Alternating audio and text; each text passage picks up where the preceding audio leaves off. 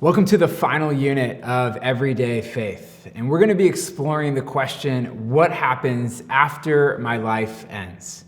We're now in the theological category of, listen to this, eschatology. That might be a new word to you. It's probably a new word to you, but it comes from the word eschatos, which means last things, and ology, which means the study of. So we're studying the last things. We're studying the end. And this brings us to the question of death, a reality that haunts every human being since sin entered the world.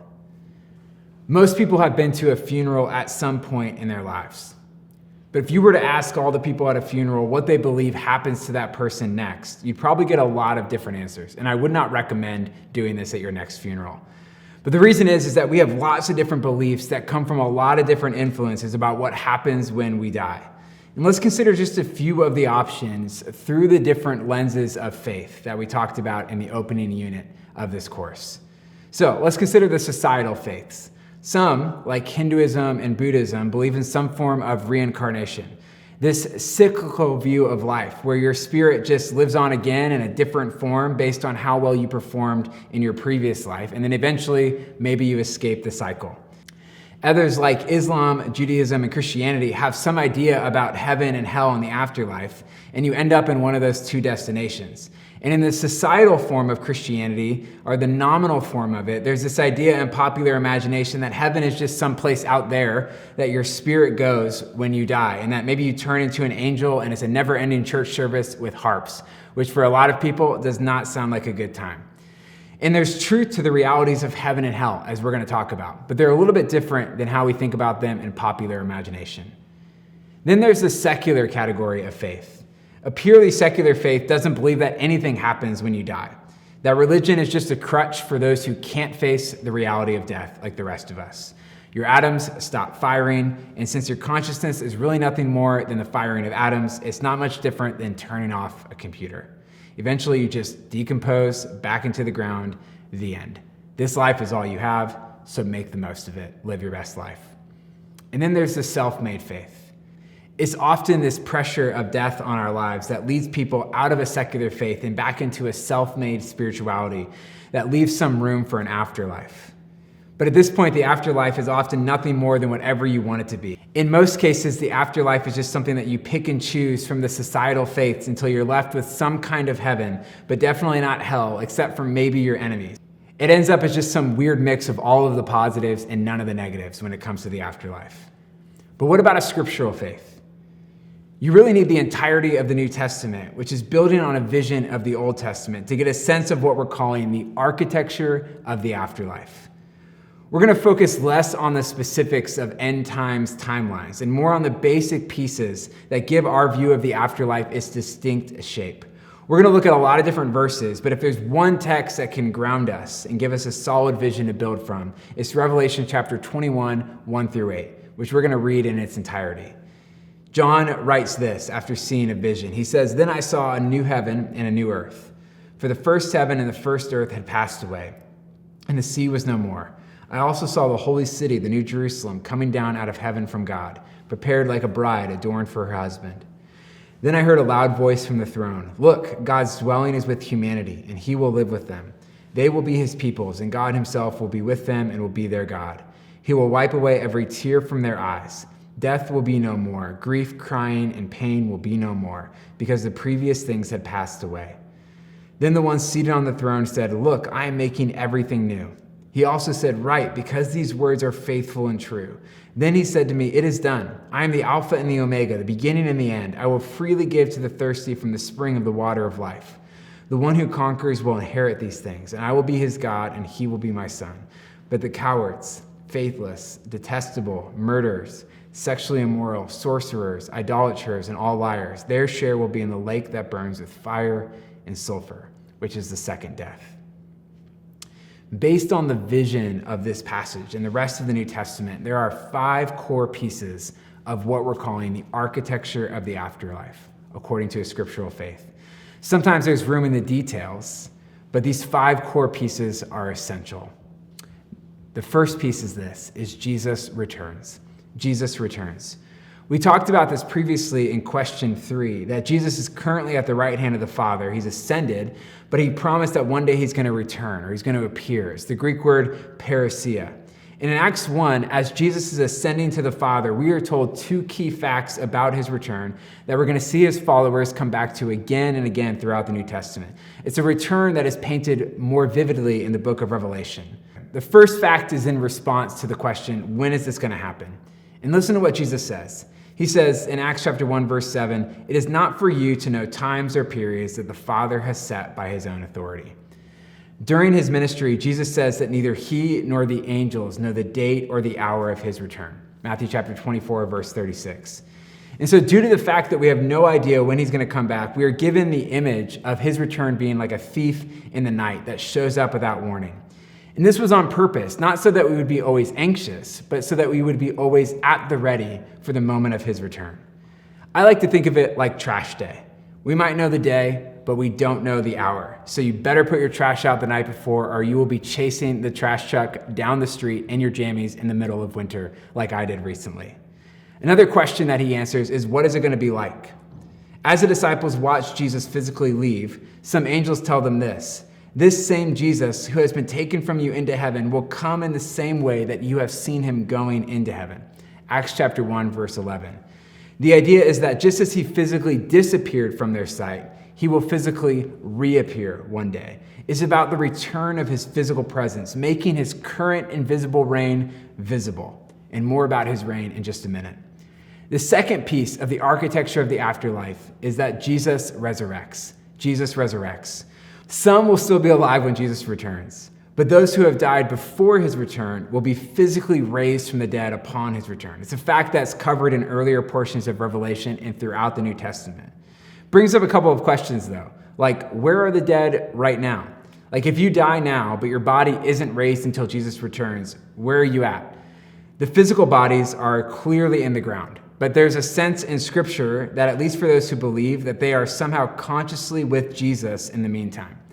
Jesus says to the thief on the cross, "Today you will be with me in paradise." Luke chapter 23, verse 43. And Paul says that when we depart and we're with the Lord. Philippians chapter 1, verse 23. Many theologians have called this like an intermediate heaven of some kind. It's not the fully embodied experience, but somehow we're present with Jesus if we're believers. N.T. Wright calls this a restful happiness. I'll take that. What about purgatory? It's at this point that it's important to mention that whatever this intermediate state is, it's not purgatory. The idea that there's this place where after you die, people can pray you into heaven has no real basis in the Bible. And then there's the question of like, who's going to be raised? And the New Testament teaches that both believers and unbelievers will be raised from the dead to join believers and unbelievers who are still living. So some estimates say over 100 billion people will be present before Jesus. There will be a slight order of operation first, like Paul talks about the dead in Christ being raised first, but the point remains that both will be raised from the dead to stand before Jesus. Listen to what Jesus says. He says, "Do not be amazed at this, because a time is coming when all who are in the graves will hear his voice and come out. Those who have done good things to the resurrection of life, but those who have done wicked things to the resurrection of condemnation." John chapter 5, 28 through 29. But what about our bodies? We're going to talk more about this momentarily when we talk about renewal. But when we're talking about resurrection, we're talking about a bodily or a physical resurrection. Jesus' own bodily resurrection was intended to be a preview of how our resurrection will work as well. We're not just going to be disembodied spirits that rise like a vapor being extracted from a body, kind of like you might see in an old cartoon, but our bodies will be raised physically. Which leads us to the third part of the architecture of the afterlife. Jesus rewards and he rejects. Another word for that is judgment. Once Jesus returns and raises the dead to join the living, all of us will stand before what the Bible calls the judgment seat of Christ, where Jesus will judge the living and the dead. Listen to how John describes this vision in Revelation 20, just before we get to the passage that's foundational for us in this unit. He writes this. He says, "I also saw the dead, the great and small, standing before the throne, and books were opened. Another book was opened, which is the book of life, and the dead were judged according to their works by what was written in the books. Then the sea gave up the dead that were in it, and death and Hades gave up the dead that were in them, Each one was judged according to their works. Death and Hades were thrown into the lake of fire. This is the second death, the lake of fire, and anyone whose name was not found written in the book of life was thrown into the lake of fire. Revelation chapter 20, verse 12 through 15. So how does Jesus judge? It says here, according to their works. Revelation chapter 21, verse 13. In short, by what you've done or haven't done throughout your life. If you're like me, maybe you have this idea in your head that you have Jesus at the end of our lives watching a video of all the best and worst things that you've ever done throughout your life and making a tick mark for each thing that you've done, good or bad, and you're just hoping that the good outweighs the bad. I'm just going to break that for you. That's not exactly how this works. You might be thinking, but I thought the gospel was all about faith. We talked about in day one that Jesus has done for me what I never could have done for myself, and all I have to do is accept that by faith. And now you're telling me that what I do is actually what matters in the end. And that's a tension that a lot of people feel. As you read through the New Testament, you feel this tension at work. On the one hand, we're justified by faith in what Jesus has done. And on the other hand, we are judged in the end according to the work that we do. So which one is it? Which one is the one that matters? When you read through the New Testament, what you see is that our works are the visible evidence of our faith. We've been saying this throughout this course, that what we believe is meant to impact how we live. If you have a genuine faith in Jesus, it is going to work itself out in your life. It's not just about doing enough good to outweigh the bad. It's about believing in the one who took the judgment for all the bad that we've ever done, and then walking in faith into the good works that we have been created for. That's what Paul writes about in Ephesians chapter 2, verse 10, and James writes about in James chapter 2, verse 18 through 20. Another question this brings up, though, is what about hell? There are really only two destinations that can result from judgment, and one of them has historically been called hell, or in this passage is simply called the second death or the lake of fire. Here's what's important to realize, is Jesus believed in the existence of hell. And so have Christians from the very beginning. It's where Satan ultimately ends up. C.S. Lewis wrote a book called The Great Divorce, and it's basically about an imaginative bus tour of heaven and hell. And in the book, he writes this about heaven and hell. He says there are only two kinds of people in the end: those who say to God, "Thy will be done," and those to whom God says in the end, "Thy will be done." All that are in hell choose it. Without that self-choice, there could be no hell. No soul that seriously and constantly desires joy will ever miss it. Those who seek find. Those who knock, it is opened. God gives people what they want. But what's hell like? Honestly, the Bible uses a range of analogies to talk about what hell is like. Fire, gnashing of teeth, pain. The point is that hell is not a place you want to be. It's not a party. There's a lot of open questions about the specifics of hell that the Bible doesn't necessarily get into, but it gives us enough to say that's not a place we want to be. And you might be wondering, well, how do I reconcile that with God's love? We talked about already in a previous unit that we have a God who loves us and can be known by us. And for some people, it's really difficult to reconcile that with the reality of hell. But if God is loving, he's also going to be just, which means that one day he's going to take care of evil and injustice once and for all. And apart from the reality of hell, it is very hard to imagine how he would do that. And maybe you're wondering, well, what about reward? We talked about how Jesus rejects and he rewards.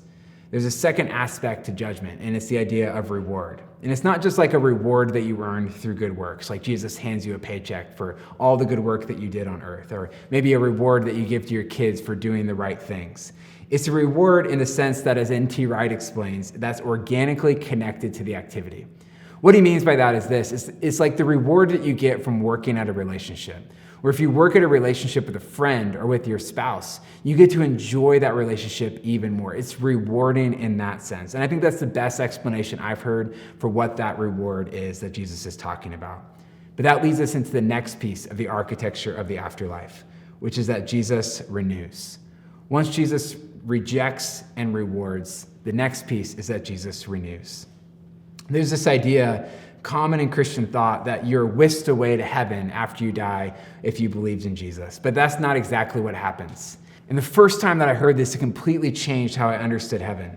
When you read throughout the Bible and you look in this passage in Revelation 21, you see very clearly it's not us who go to heaven, it's Jesus who brings heaven to us. That's what the message has been from the very beginning, that the kingdom of the heavens is at hand. Jesus is bringing heaven and earth back together. When Jesus returns, what he does is he finishes the project of renewal that he inaugurated with his first coming. He brings heaven and earth back together as they were always meant to be. In his words in Revelation chapter 21, he says, "Look, I am making everything new." And there's two major aspects to this renewal. First, there's personal renewal, and then there's cosmic renewal. First thing, there's personal renewal. Jesus wants to renew you. We believe in an embodied afterlife. And one of the things that means is that all of your body is made new or it's glorified.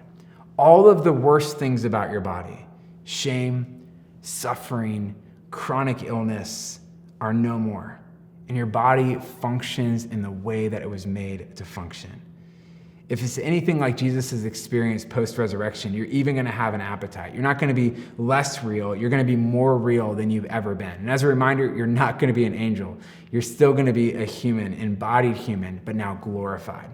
1 Corinthians chapter 15, verses 51 through 53 says this, "Listen, I am telling you a mystery. We will not all fall asleep, but we will all be changed in a moment, in the twinkling of an eye, at the last trumpet. For the trumpet will sound, and the dead will be raised incorruptible, and we will all be changed. For this corruptible body must be clothed with incorruptibility, and this mortal body must be clothed with immortality." Or listen to how C.S. Lewis says it rather poetically. He says, "It's a serious thing to live in a society of possible gods and goddesses. To remember that the dullest, most uninteresting person you can talk to may one day be a creature which, if you saw it now, you'd be strongly tempted to worship. Or else a horror and a corruption such as you now meet, if at all, only in a nightmare. There are no ordinary people. You have never talked with a mere mortal." And so personal renewal is part of what that means. But Jesus is also all about cosmic renewal. As Jesus renews you, Jesus is going to renew all of creation around you, restoring it to what it was always meant to be. God's presence is going to be poured out and sweep through all of creation, getting rid of pain and grief and suffering, reversing the ripple effects of sin in the world. Paul talks about in Romans 8 about creation being set free from its bondage to decay into glorious freedom. Randy Alcorn wrote a book all about heaven, and it goes way deeper into any question that you could possibly imagine about heaven he covers in this book. But listen to what he says. He says, "You will understand that in order to get a picture of heaven, which will one day be centered on the new earth, you don't need to look up to the clouds. You simply need to look around you and imagine what this would look like without sin and suffering and death and corruption." There's this old house near me with this huge wraparound porch. And sometimes when I drive past it, I think that house must have been stunning in its day. I think of the conversations that happened on that porch, the meals that were enjoyed on that porch, the people who lived in that house, the furnishings, the wallpaper, the staircases. And if somebody were to buy that house now, they could just tear it all down to the ground and start over and build something modern and new. But if it was somebody with a lot of vision and care, they could attempt something else. They could attempt to restore that house back to its former glory and maybe even make it better than it once was. That's what God is doing in renewal. He's going to finish the project he began as a cosmic renovator who is bringing the world back to what he always intended it to be, in and through Jesus. And that brings us to the fifth part of the architecture of the afterlife. Jesus reigns. After he renews all things, Jesus sits back down upon the throne and reigns over the renewed heavens and earth. As Revelation chapter 21 says, he's the one who is seated upon the throne, who has finally made his enemies his footstool. And it's a reign that will never end. When we think about the architecture of the afterlife, here's what we know. Jesus will one day return, resurrect, reject and reward, renew, and reign. There's lots of room in the details, lots of unanswered questions, but those are the 5 essential pieces of the architecture of the afterlife. So our question for this unit is, what happens after my life ends? Say this belief statement with me. I believe that when Jesus returns, he will judge the living and the dead, condemning Satan and those who rejected Jesus to the second death, while raising those who believe in him into the fullness of the life we're made for with him forevermore in the new heavens and earth. Listen to how N.T. Wright summarizes this in Surprised by Hope. He says, the so-called second coming of Jesus then, when properly understood in the New Testament and subsequent Christian teaching, is no afterthought to the basic Christian message. It hasn't been, as it were, bolted onto the outside of a gospel message that could stand complete without it. We cannot relegate it to the margins of our thinking, our living, and our praying. If we do, we shall pull everything else out of shape. It means that this is foundational. And when this belief is part of your foundation, it means that you can live with hope, no matter what happens.